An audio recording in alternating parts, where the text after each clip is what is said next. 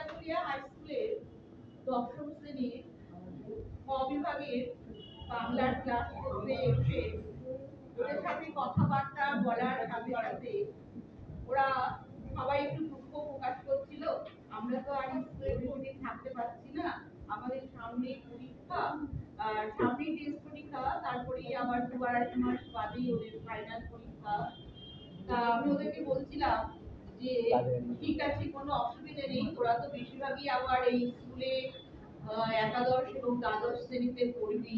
তবুও ওরা বলছিল যে আমরা তো এইভাবে আর কি থাকতে পারবো কি পারবো না, সবাই আমরা যে এই স্কুলে ভর্তি হবো কি হবো না সে বিষয়েও তো আমরা বলতে পারছি না। তা আমি তখন বললাম, তোদের মধ্যে তোদের কোনো অভিজ্ঞতার কথা আজ আমাকে একটু শেয়ার কর। আমার এই দশম দশম শ্রেণীর ছাত্রছাত্রীদের মধ্যে আমার এক স্টুডেন্ট তার বক্তব্য বা সে যা দেখেছে শুনেছে সেই কথাটাই বলার চেষ্টা করছে।